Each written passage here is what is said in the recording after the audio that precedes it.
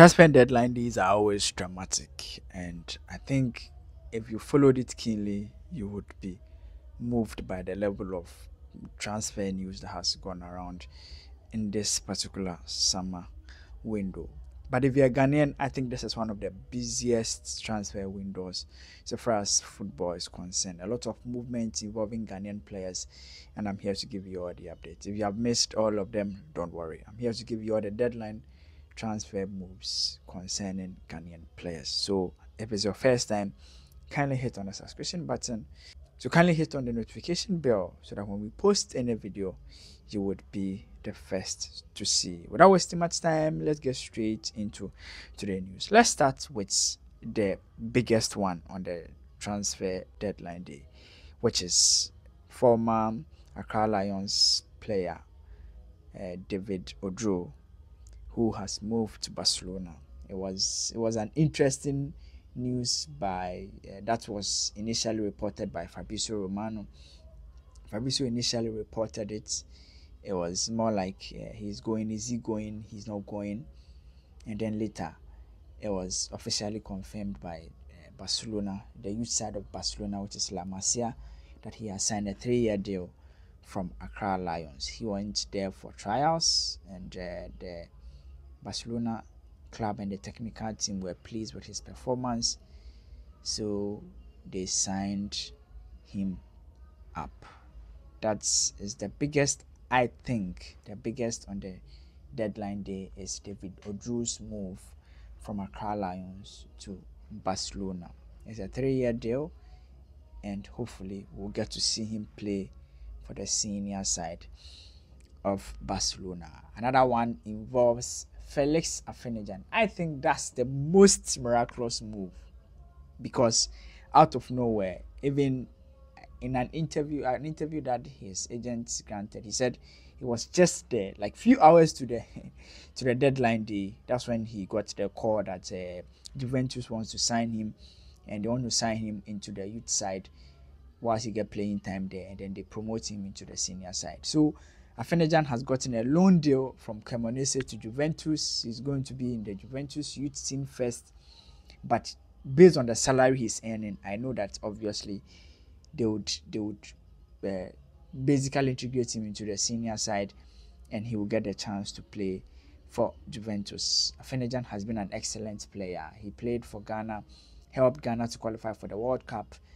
After that, he left AS Roma to Cremonese, and he has struggled at Cremonese. Doesn't even get playing time, doesn't even make the match day squad. He decided to excuse himself from the national team. Like, he's not been great. And his agents came out to say something that miracles happens to those who believe in them. That's a tweet from his manager, clearly telling you that the boy moving is a miracle, and we are all happy. I am honestly very, very happy that he's getting a second chance. We wish him the best of luck. Talking about second chances, the second chance that we can talk about is Salis Abdul Samad. The guy was out of favor at his club side, which is Lens. He was demoted into the youth team. He needed a club. There was reports that Sunderland were interested in him, and other clubs in France were also interested in him. But it was officially announced that Sunderland have signed him on a season-long deal, and he's going to be their player. So he's going to play a season loan with them, and that is a sign of relief. If you look at my previous video, I talked about the fact that I am really worried for him, because if he doesn't get a club, that means he's going to play or train with the youth team until January.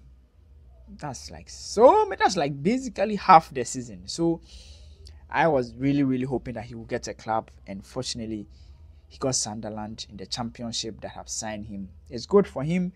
He will be there, get the playing time. I've always said that any move that brings you straight into England is a big move, because in as much as it's a championship side, he was playing for Lens. It's not like he was playing for PSG or something. Like, it's just unfortunate that he has lost favor in the guys at Lens and all the things, but at the end of the day, I am really, really happy for him. Other news that involves Ghanaian players on the transfer deadline day, Kasim Nuhu. I think I brought you an update of Kasim Nuhu too as well, moving from his club side in Germany and coming all the way to save it. I don't know how to pronounce the name, but you remember the team that played with Chelsea? Yeah, that's where he has moved to.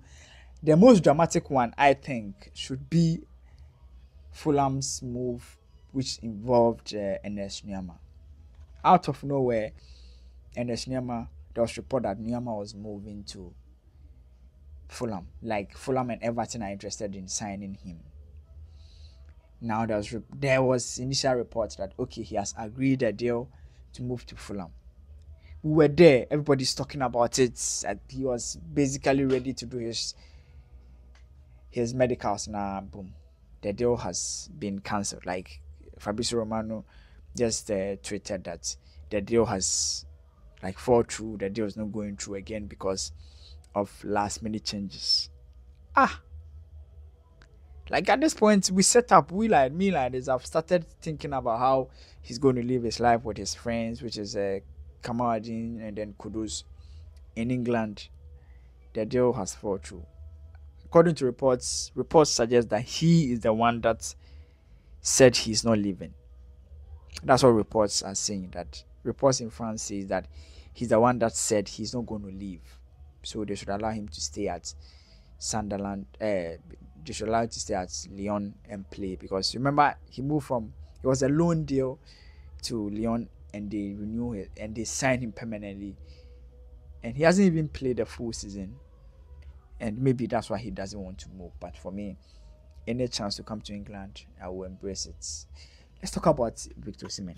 I think Victor Osimhen is not moving to Chelsea, and I'm sure you know that. If you don't know, Victor Osimhen deal to Chelsea didn't happen. So Osimhen is still a Napoli player. And this thing is simple. I don't know why people are making it look like Osimhen is a bad guy or something. No, see, Osimhen is on around 200,000 pounds, 200,000 euros salary. The Saudi club Ali came in that they want to sign him. Osimhen agreed with the club. Napoli, instead of signing an agreement with the club, last minute changed their mind and blew their deal away. Ali had a deal that was favorable for Osimhen, 30 million in a year. Napoli themselves want the player to go to Chelsea. Chelsea also are not ready to pay him the salary he deserves. Chelsea and Napoli, or between Chelsea and Osimhen, it has always been simple. Pay me this amount of money and I will leave. It's simple. It's like you work for a company, you don't want to move. The company that wants you to move, but they don't want to pay the salary that you are demanding. Nobody will leave.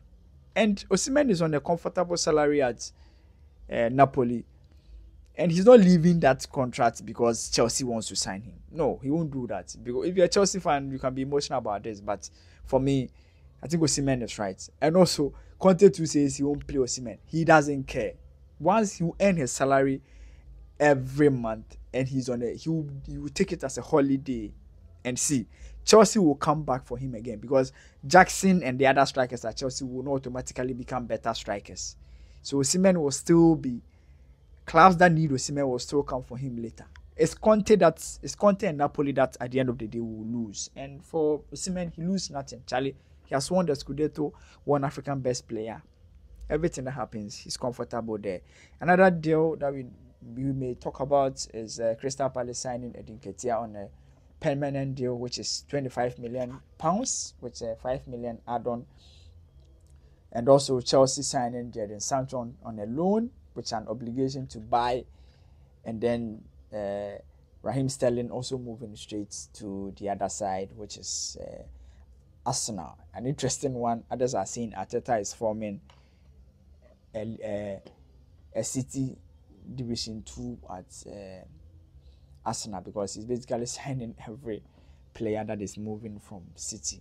Anyways, that's some few deals that I wanted you to know, which involves Ghanaian players and some trending ones on the transfer deadline day. My name is Rally Frank. Until we meet again, bye bye for now.